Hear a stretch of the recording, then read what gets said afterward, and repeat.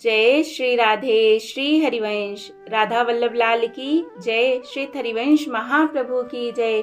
परम पूज्य गुरुदेव महाराज की जय जय हो। बहुत बहुत स्वागत है आप सभी का। हम श्रवण कर रहे हैं रसिक अनन्य माल ग्रंथ से श्री हित हरिवंश महाप्रभु के कृपा पात्र संतों के पावन चरित्रों को। इसी श्रृंखला में आज हम श्रवण करेंगे श्री हरिदास जी तूमवर का सुंदर चरित्र। पर इसे शुरू करने से पहले चलिए महाप्रभु के प्राणों से प्यारे नाम को एक बार गा लेते हैं। मेरे साथ साथ आप भी गाइए। राधा राधा राधा राधा राधा राधा राधा राधा राधा राधा राधा राधा राधा राधा। जय राधा श्री राधा, जय राधा राधा राधा राधा राधा। जय श्री राधे श्री हरिवंश। श्री हरिदास जी तूमवर शुरू करते हैं। हरिदास जी क्षत्रियों की तूमवर उपजाति में उत्पन्न हुए थे। ये सोडीगने गांव के निवासी थे। बाल्यकाल से ही इनका झुकाव धर्म की ओर था।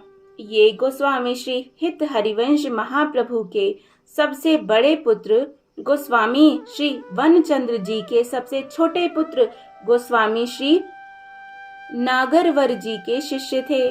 श्री हित धर्म में दीक्षित होने के पश्चात इन्होंने अपना तन मन धन सब कुछ श्री हित प्रभु की सेवा में समर्पित कर दिया था। इन्होंने घर परिवार स्वजन स्वधन आदि के प्रति अपनी अहमता एवं ममता का परित्याग कर सभी में श्री हित प्रभु के दर्शन एवं सभी कुछ श्री हित प्रभु का मानना प्रारंभ कर दिया था। जय हो। श्री हित धर्म के प्रति इनकी अटूट एवं अनन्य निष्ठा के कारण इनके पिता इनसे अत्यधिक नाराज रहा करते थे। उनका कहना था कि हम लोग क्षत्रिय हैं और मदिरा मांस का सेवन करना एवं शिकार खेलना हमारे कुल की रीति है, जिसे त्याग कर तुमने हमारे इस कुल धर्म को नष्ट कर दिया है। यद्यपि वे प्रत्येक अवसर पर इसी प्रकार की हृदय को चोट पहुंचाने वाली बातें किया करते थे, किंतु ये उन्हें सुना अनसुना समझकर श्री हित धर्म में अचल ही बने रहे। जय हो। एक बार अंधेरी रात में एक अत्यंत जहरीले सांप ने हरिदास जी के पैर को डस लिया। इनके साथ के सेवक गण एवं आत्मीय जन उस सांप को मारने लगे, किंतु हरिदास जी तो उस सर्प में श्री हित प्रभु का दर्शन कर रहे थे। अतः इन्होंने अपने सद उपदेशों द्वारा उन्हें उस सर्प में भी श्री हित प्रभु के दर्शन कराए। जय हो। ऐसी निष्ठा होनी चाहिए। इस प्रकार सर्प के प्राण बचाकर उन सबको जीव हत्या के पाप से बचा लिया। उस समय लोगों को और भी अधिक आश्चर्य हुआ जब इनकी इस प्रकार की निष्ठा के बल से सांप का विष इन्हें बिल्कुल नहीं चढ़ा। इस घटना से उन आत्मीय जनों का भी, जो कि भगवत विमुख थे, अत्यधिक प्रभाव पड़ा। क्यों ना पड़ता। ऐसे भक्तों में काल रूपी सांप भी भयभीत रहता है। सामान्य सांप का तो कहना ही क्या। जय जय। हरिदास जी की परम उदारता की ख्याति दूर दूर तक फैल गई। एक दिन एक साधु इनके घर आए और कहने लगे, सुना है कि आपको संसार की किसी वस्तु से मोह नहीं रहा है, अतः आप अपनी पत्नी एवं घर बार आदि संपत्ति मुझे सौंप दो। इन्होंने अत्यधिक विनम्रता के साथ उस साधु से कहा, यह सब वैभव तो पहले से ही आपका है। मैं तो आपका अनेक जन्मों का दास हूँ। आपकी वस्तु को आप ही को देने वाला मैं कौन होता हूँ। अतः आप यहाँ पर आनंद पूर्वक रहिए तथा इस वैभव का अपनी इच्छा अनुसार चाहें वैसे उपभोग कीजिए। जय हो। साधु से यह कहकर हरिदास जी पत्नी गृह वैभव आदि छोड़कर प्रसन्नता पूर्वक वन को चले। साधु उनका यह चरित्र देखकर अत्यंत चकित रह गया और उनसे और उन्होंने इन्हें वापस बुलाने को कहा। आहा, मैंने जैसा सुना था वैसा ही आपको पाया। आपको संसार की किसी वस्तु में आसक्ति नहीं रह गई है। मैं अब आपकी पत्नी, संपत्ति एवं घर बार को अनेक बंधन से मुक्त करता हूँ। अर्थात जो मेरे पास आपने दे दिया था मैं उसे अपने आप से ही मुक्त करता हूँ। अतः अब आप हमारी आज्ञा से इन सबको पुनः स्वीकार करो। यह कहकर वह साधु वहां से उठकर अपने स्थान को वापस चले गए। परम साधु सेवी होने के कारण हरिदास जी के यहाँ साधु संतों का आना जाना प्राय लगा ही रहता था। विशेषता यह थी कि इनकी पत्नी, पुत्र, पुत्री आदि सभी स्वजन लज्जा त्याग कर तन मन धन से उनका पूरा सत्कार किया करते थे। इनकी युवावस्था को प्राप्त पुत्री परम सुंदर थी। एक साधु उनके रूप पर विमुग्ध हो गया और वासना पूर्ति की इच्छा से इनके घर पर ही रहने लगा। धीरे धीरे उसने इनकी पुत्री के साथ पाप संबंध स्थापित कर लिया। एक बार गर्मी के दिनों में घर की तीसरी मंजिल पर रात में जगे रहने के कारण वे दोनों सुबह होने के समय निर्वस्त्र ही सो रहे थे।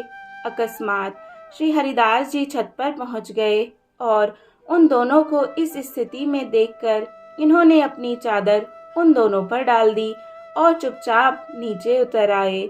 जब दोनों की आंखें खुली तो साधु ने सशंकित होकर पुत्री से पूछा कि अरे गजब हो गया, यह चादर हम दोनों को किसने उड़ा दी।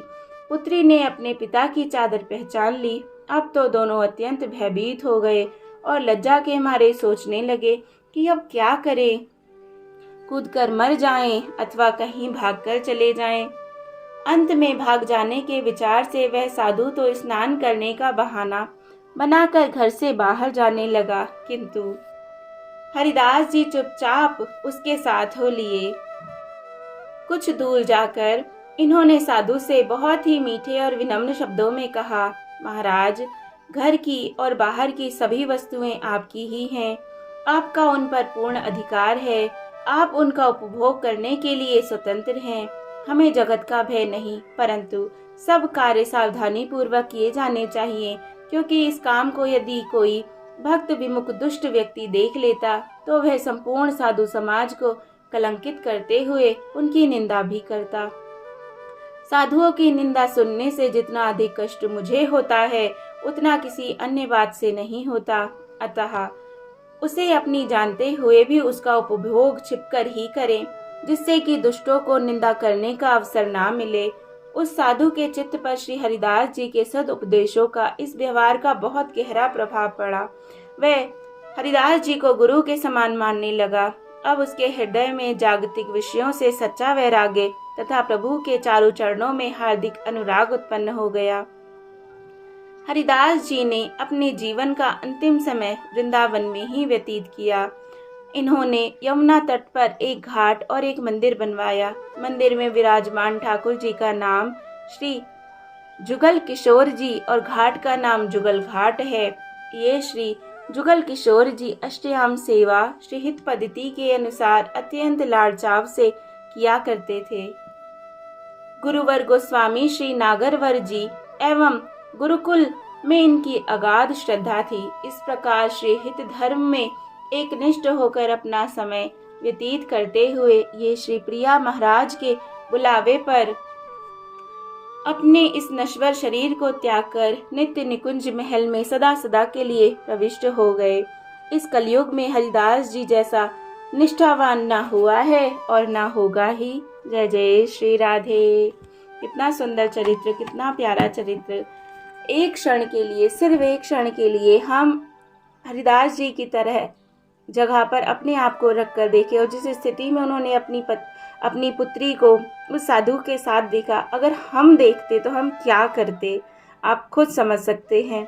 बस यही फर्क होता है साधु संतों में और हम में, उनकी निष्ठा में और हमारी निष्ठा में। जय जय श्री राधे। आशा है आपको बहुत बहुत आनंद आया होगा। मुझे तो बहुत आया। अगर आपने चैनल को सब्सक्राइब ना किया हो तो अवश्य करें। जय जय श्री राधे। जय जय श्री राधे श्याम।